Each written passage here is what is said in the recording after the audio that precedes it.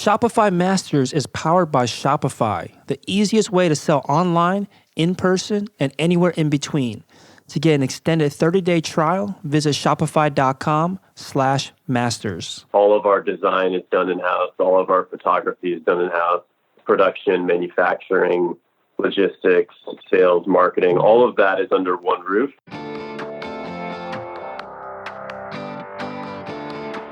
Hey, my name is Felix. I'm the host of Shopify Masters. Each week, we learn the keys to success from e-commerce experts and entrepreneurs like you. In this episode, you'll learn what does it mean to be a full-stack company, how to outsource parts of your business when you're a control freak, and how to create an effective product video. Today, I'm joined by Eric and Josh from WMP Design. WMP Design brings new ideas to life in the food and drinkverse, makers of the Mason Shaker, Carry-On Cocktail Kit, and more, and was started in 2012 and based out of Brooklyn, New York. Welcome, Eric and Josh.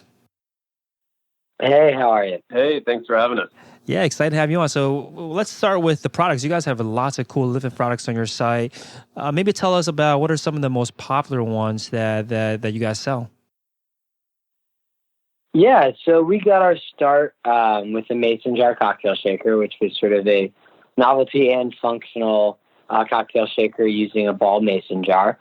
And since then, we've kind of defined the company by producing products that are interesting to us in the food and beverage world. So that includes both hard goods, consumable goods, and content, so books. We've kind of created a diverse line of products, everything from very giftable novel products to very functional tools that can be used in the kitchen, both at home, at service. So it sort of spans a broad range of things, but at WMP Design, we kind of keep the lane that we run in food and beverage. Very cool. How did you guys choose as an industry? How did you settle on the food and drink world?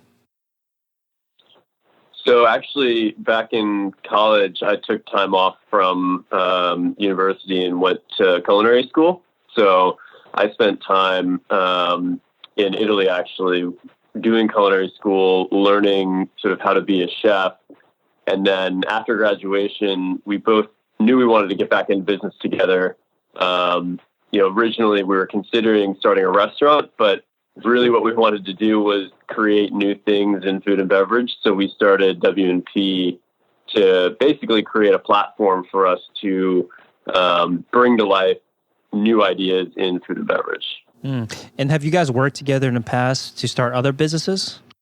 Our first venture back in college when Josh got back from culinary school was a catering company that we started. It was Josh, myself, a friend who's now a chef, and actually our marketing director was our pastry chef. So we have all worked together in some capacity in the past. Nice.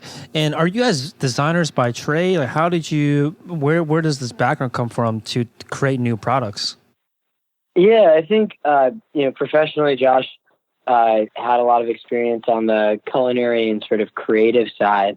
My background is in product development, so not so much on the design side, but on the product development, bringing a product from sort of idea to reality, working with various factories and manufacturers across the country and world. So when Josh and I first launched WMP, our first collection was done with actually a retailer, West Elm, and we ideated, created, and physically built that line of goods ourselves. It's very much a collaborative effort between Josh, myself, and the entire team, which has grown quite a bit since it was just he and I, coming up with this stuff in an apartment. Got it. So I think you mentioned earlier that the Mason Shaker was the first product that you guys came out with. How did you settle on this? How did you decide that this was a product that you would bring to market first? Yeah, so we came from Virginia to New York originally. We graduated school from the University of Virginia in 2008. We were in New York, sort of making our way professionally, trying to figure out how we could start a business in the food and beverage world together because we knew the field really interested us. We wanted to create a collection of products in the food and beverage space that kind of had kind of a Virginia aesthetic and a New York sensibility and function. That was kind of the original thought. And the Mason Jar Cocktail Shaker was the original expression of that, around which we ideated and created our first line of products. And did you test this product out at all? I've never seen a product like this, so I can't say that I would know to look for it. How did you know that this was a product that would do well enough to launch a business on the back of? Sure. So that's a pretty easy one. I mean, at the time, the mason jar was a pretty iconic and popular piece of glassware. It's super functional. And we were already using it to shake and infuse bourbon drinks and other drinks in the jar. So we thought creating a cocktail shaker around, a super durable piece of glass that had metric and imperial measurements on it would be pretty cool. And it was an on-trend piece of glassware again. So we actually launched a Kickstarter campaign that did really, really well. And as a result of that campaign, that kind of validated the thought that the product and a line of goods sort of in that theme would do well at market. Got it. So when you launched this product, did you mention that this was the product that you partnered up with a company for, or was it a different one? No, so the Mason Jar Cocktail Shaker was pre-funded and launched on Kickstarter initially, followed by a launch of a full line of goods that we partnered with West Elm on. The partnership was just selling the product to them. They didn't really have much to do with the ideation, creation, or manufacturing of the line, but they were our first customer. Got it. And were they your customer because of the success of the Kickstarter campaign? How were you able to have that connection with a large retailer for a new business? Sure. I think the Kickstarter campaign helped a lot. We reached out to West Elm independently. They're located in Brooklyn where we were, and so we were able to connect with them and preview the products with them. But I think the Kickstarter was a really big help in showing them that the product or the line around the product would be really, really popular. So it certainly helped. Got it. Now, when you work with a retailer like West Elm, what are they looking for? Like, if someone out there is thinking about getting into a retailer like West Elm, what kind of ducks should they get in order to be successful in pitching their product? Sure, I think they're looking for products that are on trend, that are going to be interesting to their customer, that are relevant to their customer base. So not all products are great for all retailers. And then I think on top of that, they're really looking for the person that can then responsibly deliver those products to them in a compliant, well, in our case, food safe and scalable way. The last thing a retailer wants to do is to launch a product and then the supplier to either run out of the product or to not be able to deliver it in a reliable way. So it can be a tricky thing, especially if you're just starting out. So it's one of those things that you just have to work out over time. Yeah, that makes sense, right? You can't just have a really cool product that they think that will sell. You need to make sure that what they care about, that you have your supply chain order, that you have your manufacturing, distribution on lock. So being a new company, and I'm assuming you didn't have much track record here at that time, how were you able to convince them to believe in you, to take that gamble and essentially sell your products on their shelves? Yeah, I think it was a slow ramp at first. I mean, they do test sampling, auditing of your manufacturing, and then a small test order. And if you check those boxes one at a time, they begin to ramp their level of purchasing and sort of long-term business with you. So that was kind of how we did it. Got it. It doesn't just start with a huge order. They probably start with something smaller and then ramp up. I mean, maybe for others, just not for us. Got it. Now, when you say that there was auditing involved, like what was involved? Like where were they? What did they care to look into? Like what was important for them? Sure. I mean, with any major retailer, it's food compliance, material compliances, testings, labeling and packaging requirements. It depends on the customer, but for some of the larger ones, there's a whole bevy of things that you kind of have to go through in order to deliver something to market, because the last thing a company like that wants to do is to purchase something from a small designer or retailer that might not be, in our case, food safe, packaged correctly, go through the rigors of shipping and that things of that nature that it might take. If you're creating a product in a warehouse in Brooklyn or Long Island or something, as we were, it might be shipped 3 or 4 times before it arrives to the customer. And were there things that they asked for you to change or to fix as they were going through this process of reviewing your business? Sure. Yeah. I mean, packaging tweaks, labeling tweaks, things of that nature. It wasn't too crazy, but it's a two-way street conversation. Yeah, I've heard this before where retailers are very, picky, of course, about the packaging and labeling because it is going to be presented and represented on their shelves. What were some key things that if someone is to launch or start working with a retailer that they, based on your experience, that they should keep in mind going into this possible review or audit process that they should make sure they have ready with their packaging and labeling? I mean, I think that, every retailer's actually, not unfortunately, but every retailer is different. So my recommendation would be to pay attention to the manual or the compliance documents they send your way, because they have some pretty strict guidelines that you can, if you sort of step out of bounds of, there can be like fines, chargebacks, shipbacks, things of that nature. And I think one thing that you can do when you're thinking about packaging and requirements like that, away from reading the compliances and asking your buyers for direction on that, is looking at comparable products that the companies or retailers carry. Because if there's a product in the store, it's gone through that level of rigor and testing and compliance. So you can kind of take notes from what others have done on your own packaging when it comes to labeling and things of that nature. Yeah, that makes sense. Now, how much creative freedom do you have when it comes to your packaging? Is it pretty restrictive, or do you have a lot of freedom to create the packaging you want as long as you check a certain number of boxes? Generally, for our in-house brands and collections that we're producing, we have total freedom when it comes to packaging. These are products that we're creating for our own sale and our own brand. There is we do work with some retailers on sort of a private label or customized basis where we'll do some minor packaging tweaks or product tweaks to existing products to create something really special for a retailer. And in those cases, the retailer does have, some really great input into the product and the packaging and what they'd like to see. Right. I mean, I'm sure they want to set you up for success anyway, and help you design a packaging or labeling that will sell to their customers. Now, what was the timeline for this? Getting into a large retailer like this is a key win for a business.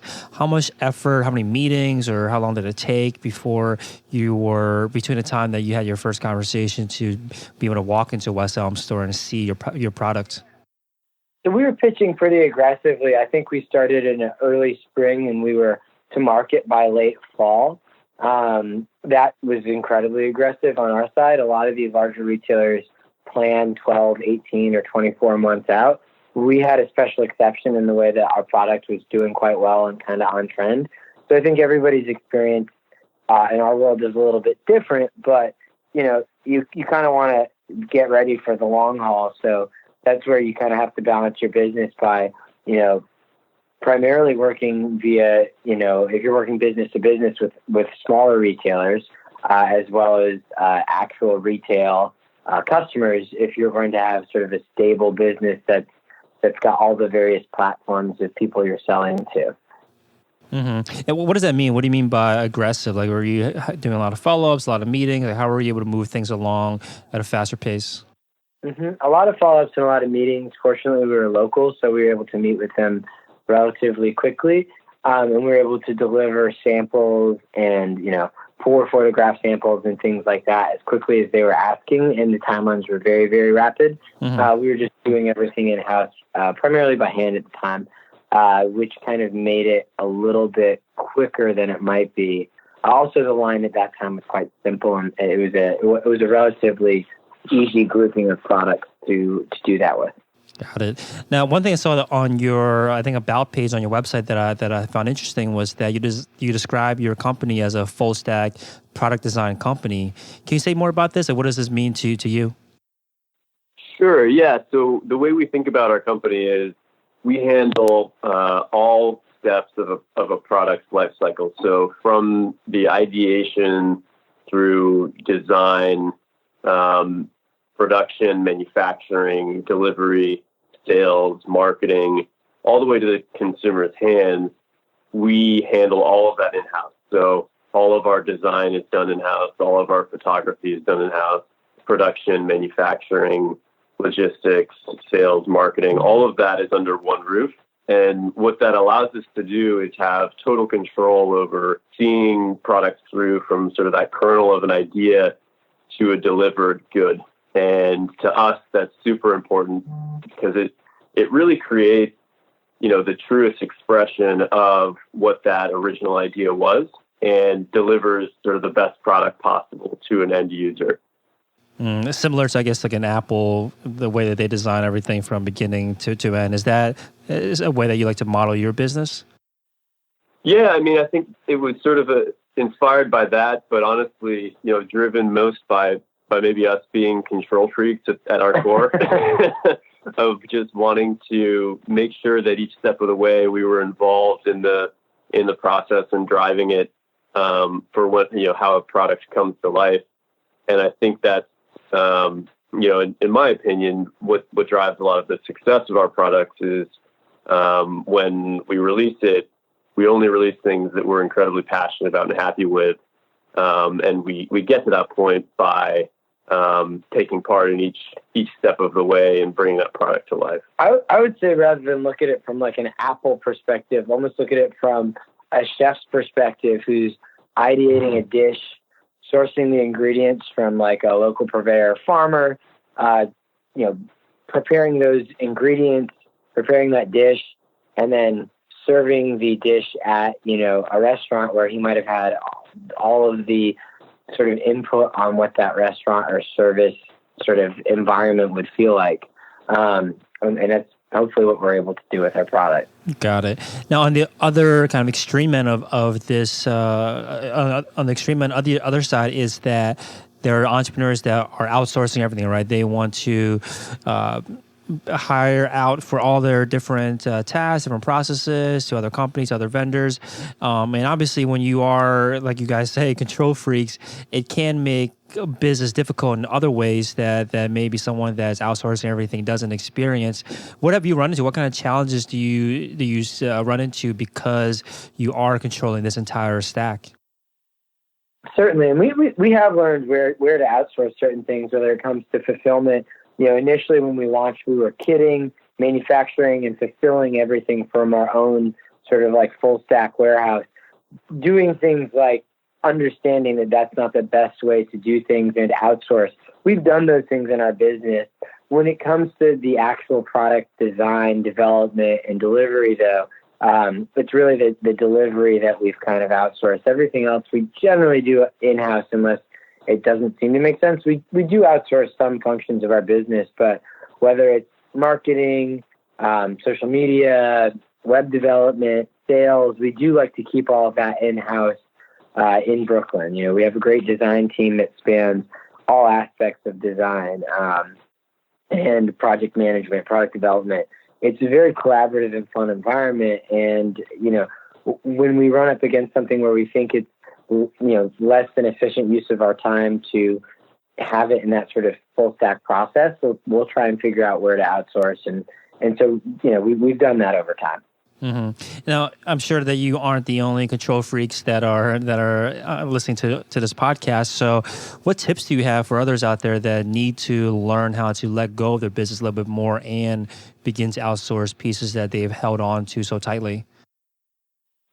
Sure thing. I think it would be always understanding where you're at in the stage of business that you're at. So when it comes to, say, fulfillment, trying to recognize where you're at and asking others who might be in certain similar situations or maybe one or two steps ahead of you. So we're constantly humbled by all of the knowledge and information and resources that exist with other entrepreneurs in our space. And we're constantly talking to them to understand where they were at in their business when they either outsourced something or made the decision to bring something in-house. So it's a constant dialogue, and we found not only in New York, but in that this sort of space of people that are making things and delivering them and creating real tangible goods.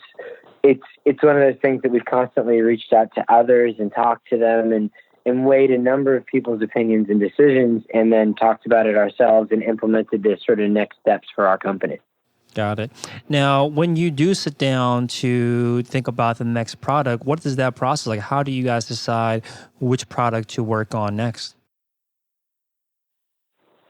Yeah, I mean, we're constantly looking at sort of what's happening in the food and beverage landscape to sort of identify new ideas that we can sort of bring to the table. At this point, we've got 30 people in Brooklyn that are all very, very much into the food and beverage world and pretty active in that community. So we're constantly sort of in dialogue internally as a team about, what's the latest thing in food and beverage and sharing those things across the company.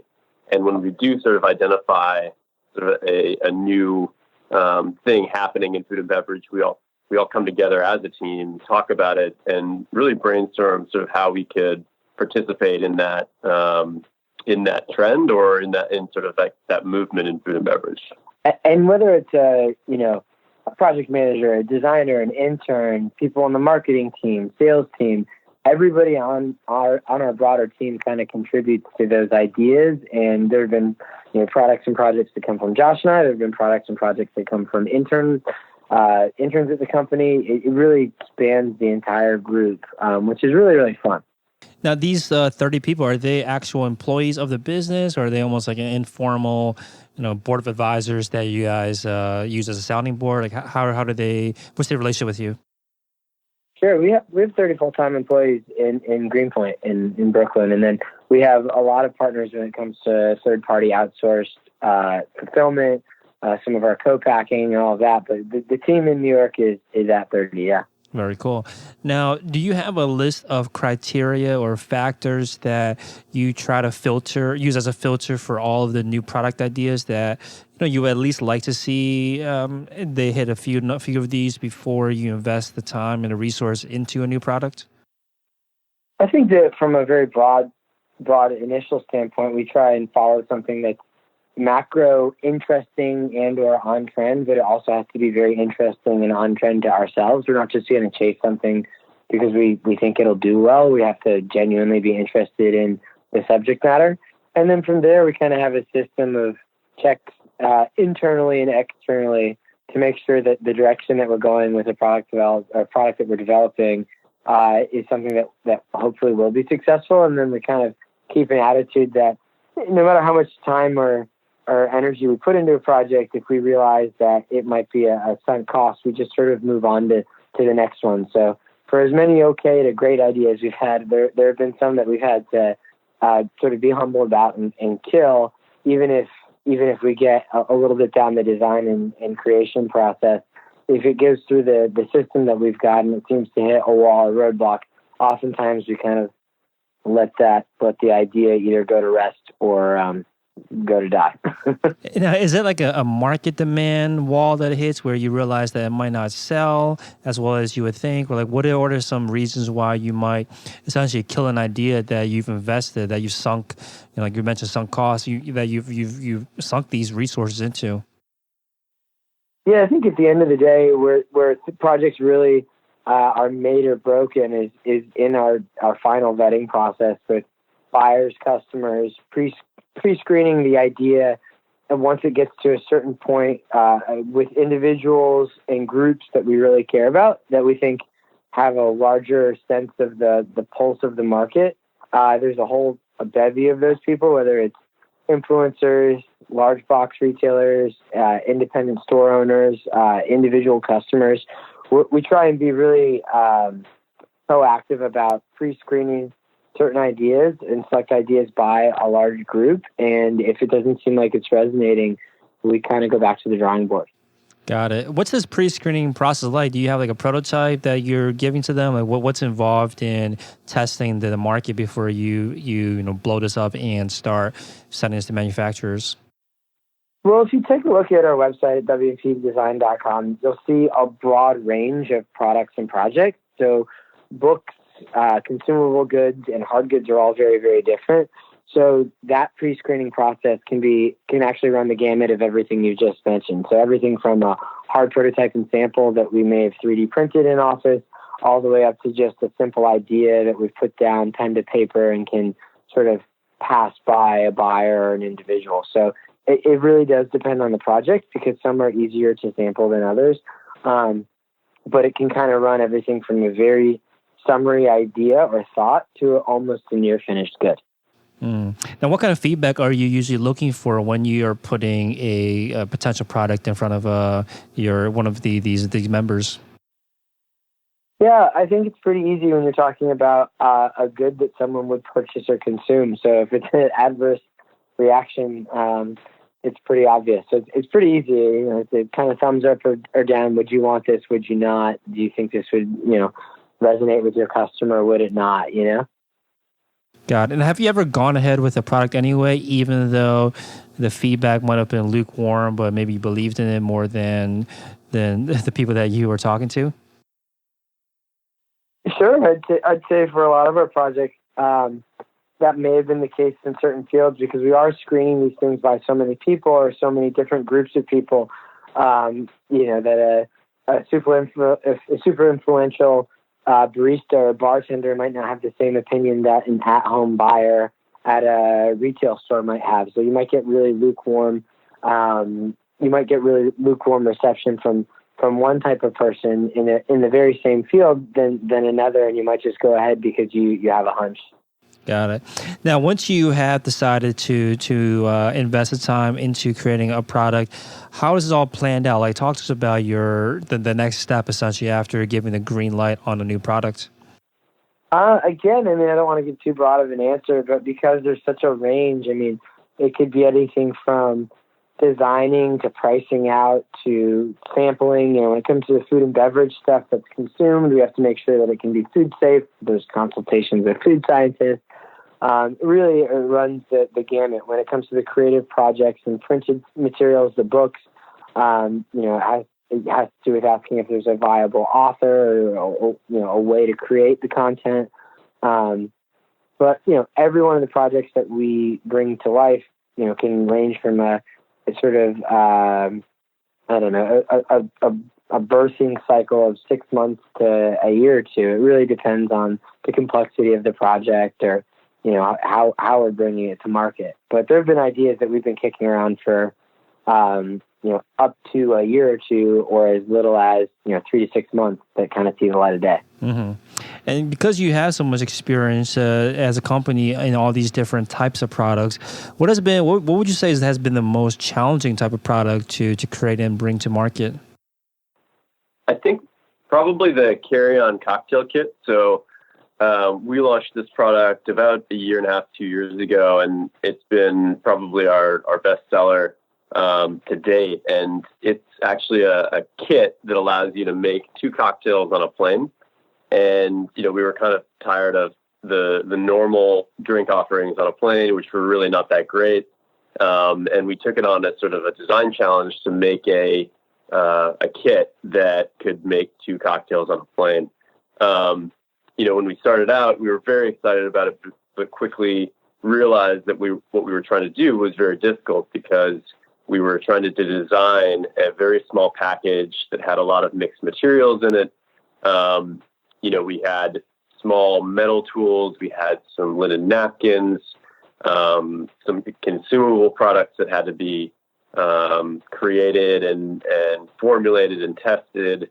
So the mixed materials of that product made it pretty challenging from a design and production standpoint. But at the same time, those challenges and the difficulty there, resulted in a really rewarding product, because we ended up with something that's incredibly unique, that didn't exist in the market, because frankly, it's really hard to make.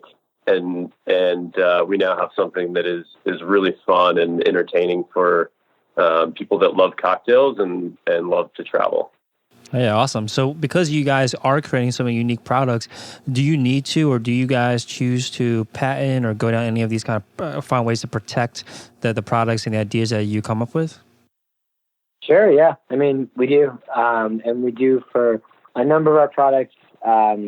We basically weigh each product and whether or not it's patentable. If there is something out there that we can patent or copyright. But yeah, I mean, I think all of it's generally worth it. We hold a couple of patents currently. We've got a bunch of patents pending.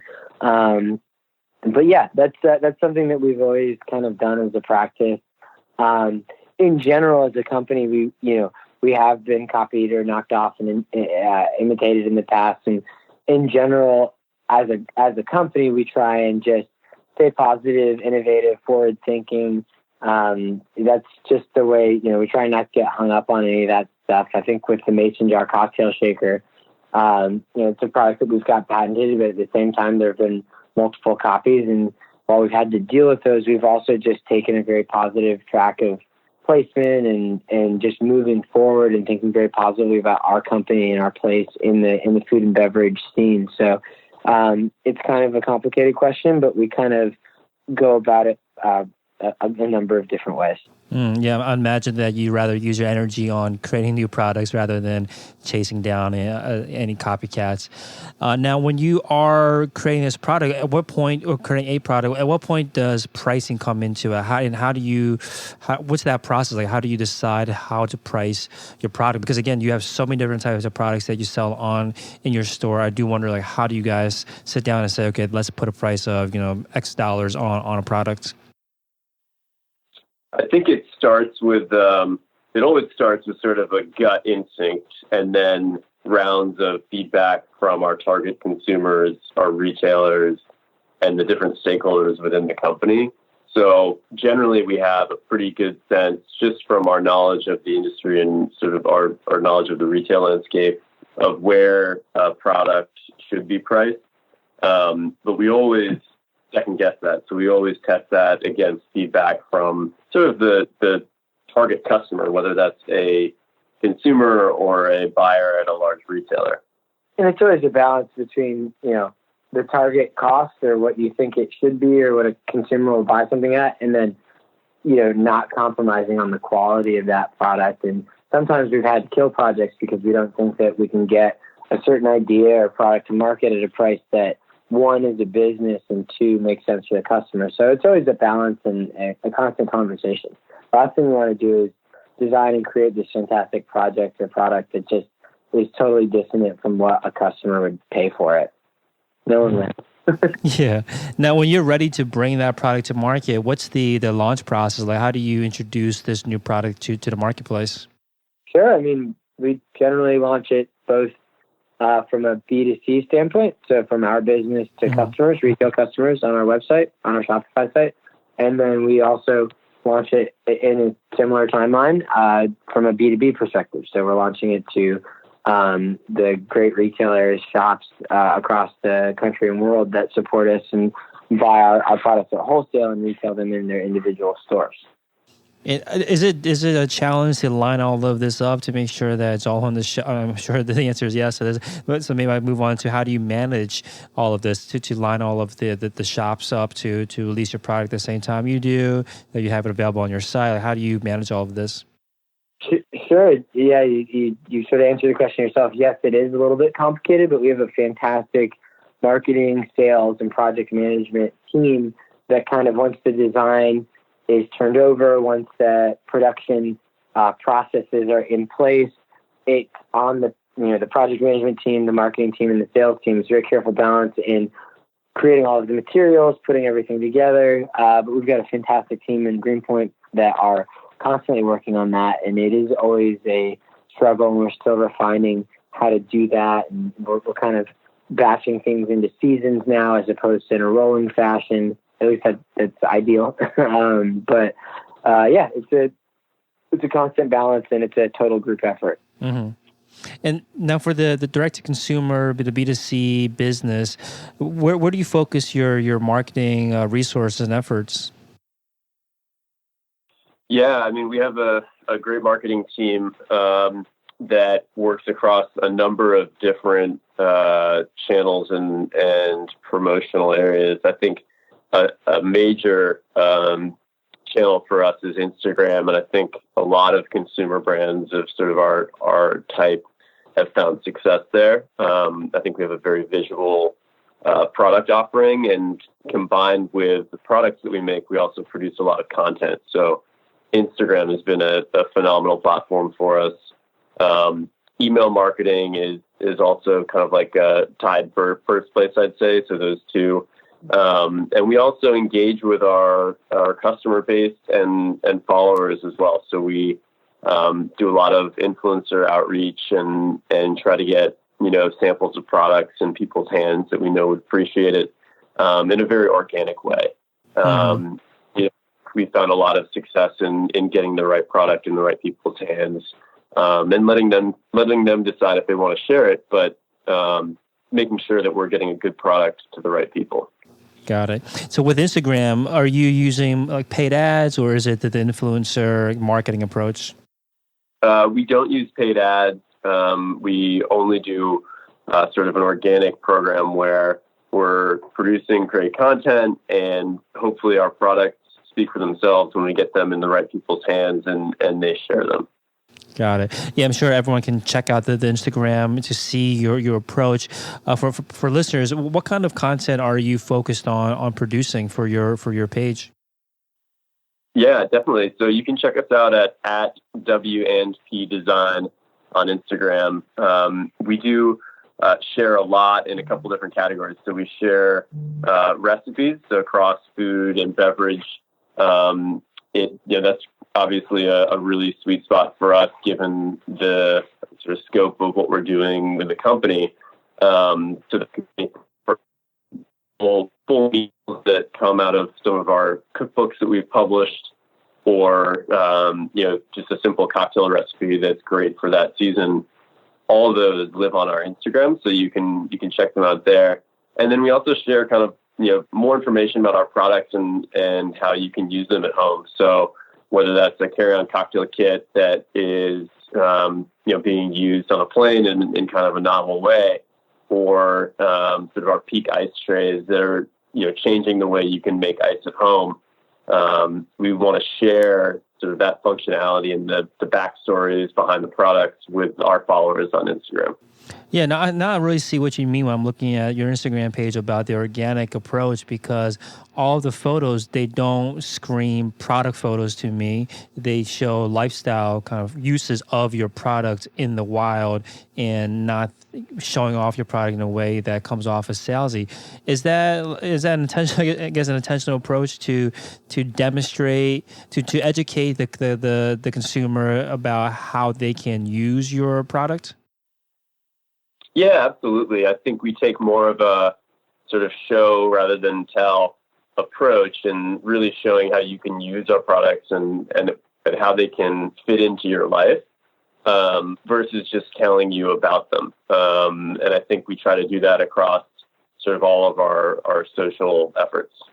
Got it. And the photography is beautiful for this too. Is that all done in-house? How do you guys get the photos for Instagram? I'd say pretty much we do almost all of it in-house. Sometimes we'll have partnered posts at influencers that will sort of repost or share. But the vast majority of what you'll see, especially on our sort of constant living feed, is all in-house photography. Got it. Now, are people coming to the Instagram page or seeing your post, and then they're clicking over to the site? Are you able to, is that where that traffic is coming from, Instagram, or are they typically coming from the influencers that you're working with? I think it's the combination of both, but generally we try to get people to our Instagram so that they can see, the broader breadth of what we're doing in food and beverage, versus going directly from sort of a one-off product post. So we try to engage people so that they can see the full scope, and then bring them over to the website where they can hopefully shop and purchase some of our products. Mm-hmm. Now, another thing that I see that you guys do well in terms of content are the product videos that I see on the website itself. How are these produced? For the product pages? Yeah, for the product pages, even on your home page, there's like a video playing immediately for, I believe, the ice tray. So we do all of that content production in-house. That's very important to us to kind of control that and make sure that we're producing the best content possible. So we try to have, for most of our product lines, at least one product video that explains sort of what the product is and how to use it. And then all of the product photography, both sort of the product itself and then also the lifestyle photos are done in-house. Got it. Now, what are some key factors for an effective product video? Like, what are some things that you try to make sure are included or are demonstrated in each of your videos? Yeah, for us, the videos that we have show the use of the product. So you want to show the core use of it in a very concise, visually, stimulating and impactful way. So that means, not too long, like keep it short, keep it sweet, hit really the highlights. And, with sort of people's attention spans shrinking by the day, it's super important to make sure that you can get your point across very quickly. And in addition, with subtitles and text overlay and things like that, they can help really hammer home the point of how to use a product. Got it. Yeah, I've been hearing this statistic grow more and more where a lot of people are just watching videos without sound, which is, I think, very important for you to not just demonstrate that video in a way that doesn't require sound, but then also include things like you're mentioning, some kind of caption or text that people can follow along without having to hear necessarily. Do you use the videos anywhere else other than on the site? Are you using them for ads or distributed anywhere else outside of your website? Yeah, absolutely. I think what we try to do is create great content and then distribute it across a number of different channels. So those videos live on our website. They will be distributed to some of our retail partners. They'll be used on social media accounts and shared with other influencers that have requested and would like to use them. So we definitely expand the reach from just a product page. Yeah, I like that you get a lot of mileage out of this content. I think that's one of the benefits of investing heavily in quality content is that you're going to be able to use it in more places. You can imagine that a retailer or even an influencer might not want to share your video if it's not high quality. Maybe you would, but maybe an influencer wouldn't if you didn't invest the time and money and resource into creating a piece of content that they want to put their name behind or alongside of. Now, I'm imagining a product like the products that you're selling are going to kill it during Black Friday and Cyber Monday during that time of year. How do you guys prepare for that season? I mean, it's important for us to address it and make sure there's a sale going and that we've got great new content. But it's also important for us to note that we've got a really wide audience and wide range of customers, including a lot of independent retailers that depend on us to be supporting them. So we kind of sort of focus on them and our online retail presence. We always make sure there's something new and interesting going on, and that we're paying attention to sort of the full circle of our customers. Got it. Now, when you have so many retail clients, and when it comes to Black Friday, do you have to, or is there another level of management there to make sure that everything's coordinated if they do want to, discount one of your products and you have to make sure you match on your site? Like, what's involved when you're in that situation? Yeah, it's a pretty a highly involved dialogue with everybody. So everybody's on the same page because you want to make sure that your products aren't found discounted deeply if you haven't okayed it or anything like that. We're fortunately still small enough that it's relatively easy to handle, but it is something that we're super conscious of and we're always talking about. Got it. And you mentioned email marketing is also one of the key drivers for traffic and sales for you. What's your process for collecting emails? And how are you able to build up a large enough email list to build a business and launch products too? Yeah, over time, our marketing department has been really adept at partnerships, partnered posts, giveaways. I mean, we've been building our email list for years now, and it's part of a bunch of different strategies. But some of the most effective ones have been partnered giveaways and posts that we've participated in with other like-minded brands over the past couple of years. How do the partnerships work? How do they help grow your email list? Sure, it's a part of, an organic outreach with those other brands. They're reaching out to us, and we all run sweeps campaigns, giveaways, things of that nature that kind of add to our list over time. And then it's natural, too. People will sign up to our list on the website, via our blog, things that are going on, things of that nature. So it's kind of, they come from all sorts of places. Got it. So you partner with a brand or a company that has similar audience as you, and they are running a sweepstakes or a giveaway, and they're promoting your product, promoting your brand, and basically you're reaching a whole new segment of the marketplace that you might not have had before. Yeah, that's exactly right. Awesome. Now, to run this business, you mentioned 30 employees. How do you guys, what kind of tools or applications, whether they be on Shopify or off of Shopify, do you rely on to help run the business?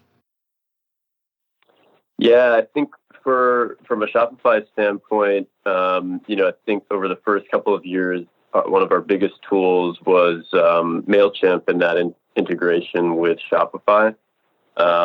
We had a lot of good luck with that.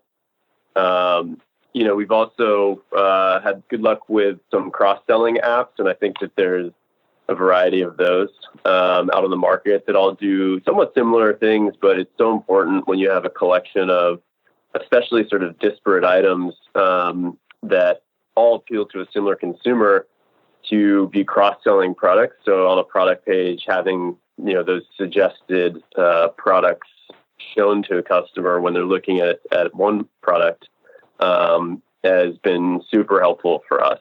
So both of those things are immensely helpful. From more of like a business standpoint, I think we've had a lot of success with some of the enterprise technology like Slack or Dropbox and things like that. Very cool.